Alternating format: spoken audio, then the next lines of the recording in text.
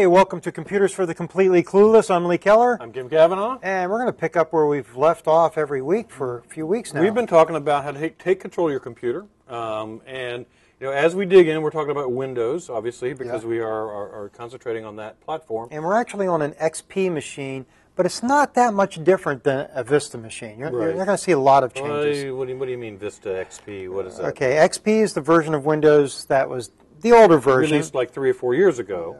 More than that, actually. Really? 5 years ago? Yeah. Vista's been out for like 3 years. Yeah. And then, that's right. That's right. And Vista's the newer version. And there are some visual differences in between one version of Windows and the other. It's like buying, a 2004 Buick and you buy a 2009. There's still a car.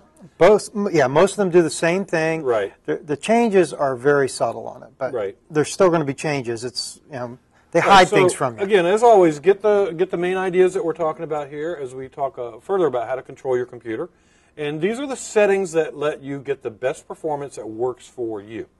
Okay. So we're going to talk last week we left off talking about Internet options. We're going to pick up on that discussion today. Yeah, because there's a lot to that There section. are a lot of options in there. We're going to be talking about some of the content settings. Yeah, frankly, a lot of the stuff that we do on all of the shows that we do is dealing with the Internet. That's correct. That's where most people are going today. All right, so which options are we going to talk about today? Well, today we're going to talk a little bit about content. Okay.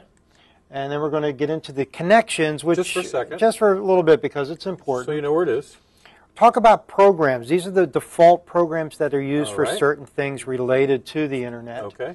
And then we'll look at the advanced functions and talk about the ones drive by the advanced functions. If it's important, we'll sit there for a little bit. Okay. We're going to talk about your keyboard because there's actually different things that you can do with different keyboards. I can't just plug in my keyboard and use it the way it comes out of the box? You can, but sometimes there's some really cool features. All right. For example, on the set here, we've got a separate keyboard that we purchased so we could go wireless. Okay. Different keyboards have different available functions. And same thing for the mouse. There's more options for the mouse? Oh, the mouse has some really cool stuff that we're going to play with. All right, okay. I never knew.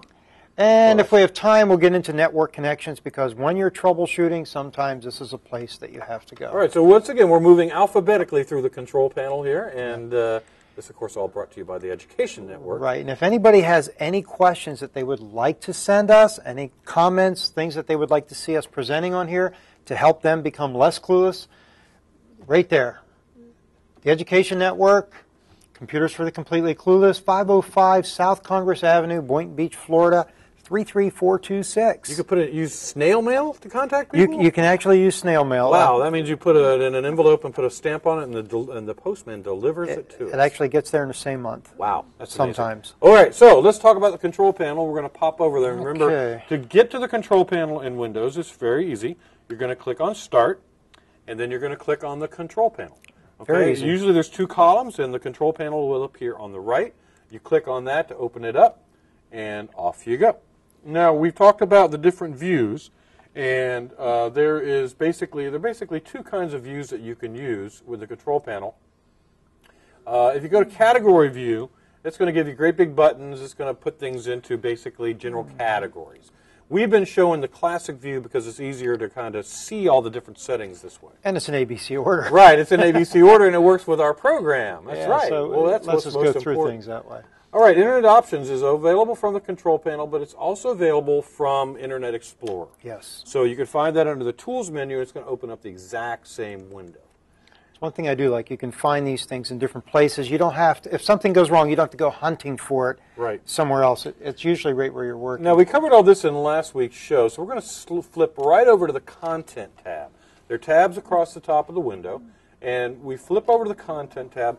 Now, I wanted to talk about Content, Lee, because this was a big one for parents. Yes, it is. Because what content allows you to do is it allows you to control which kinds of things are going to be viewable online through your Internet connection. Now, there are all sorts of different things here, and this is one of the things where you may find some significant differences between Windows XP and Windows Vista or Windows 8 whenever it comes out, because the Microsoft knows that keeping your kids safe online is a major concern for parents, so they continue to improve this. But if we look at this for just a second. They've got categories here that are really good. Right. And then there's a slider down here that lets you determine the level of control that you're doing. Right. And so basically your categories talk about the different kinds of things that might be questionable content that you might not want your children to see. And say, for instance, let's say depiction of gambling. Let's just click on that category. And right now it's set down to none. And down below, it shows a little description. No description of gambling is going to be allowed. All right? And if you move it to farther, you move it to the right, the more permissive it becomes. So if you set that all the way over to the right, Lee, let's see what kind of changes we get. And totally unrestricted. All right, so no restriction on gambling of any kind. So there are all sorts of things here. Now, the thing to remember about this, too, is the way that Windows works, actually the way it works in Macintosh as well, it's tied to your user account. So the first thing you'd want to do if you wanted to do control content that your children could see is give them their own account. Okay? So you need to create that as a user account and then log into that user account and change those settings for them. Yeah, and you don't want to give them administrator access. You want to keep the administrative access to yourself, because when you do that, then you're going to be able to go in, look at their account, change things that you have to change, basically take care of the children. Right. Now this is, and it's not, this is, the Content Advisor is not a foolproof system, or is it really even terribly robust? So if you've got older teenagers, for instance, they're not going to be slowed down by this all that much, because they'll figure a way to reset. That's their job, to figure out how to get around it. Your job is to figure out how to stop Exactly. it. You're the parents, set the rules, and the kids try to figure out how to get around it. So, but this could be a really great thing to do, particularly for younger kids, and it just shields them from some content that you might not want them stumbling into. And it's not that they're necessarily trying to find it. Sometimes there are sites that you want to say are okay in spite of this. So that's why we have this other tab up here that says approved sites. Okay. So if you wanted to exempt a website from these rules, you would put that in. Right. Like we could put in something like www.palmbreezecafe.com. Okay. And we could say that we're going to allow that website always. Always. Now we could also put in something like www.palmbeach.k12.fl.us, and I'm just using this as an example, but let's say I never want them to get to that. Okay. You notice you get the different icons here. Right.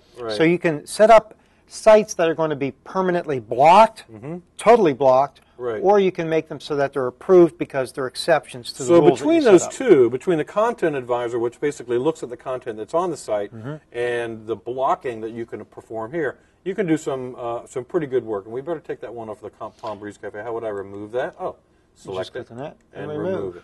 Sometimes, again, this is really helpful if you want to put sites on an allowed list, because the browser might be hanging up, or it might be basically stopping it. So, there's a video, we've got to evaluate the video, and slowing it down. If you know it's a great site, a school district site, your school's website, those kind of things, put them on the allowed list, and things will go a little more quickly. All right, when we come back, we'll take a little bit more about we'll Internet talk about options. content, and don't go anywhere. Sure.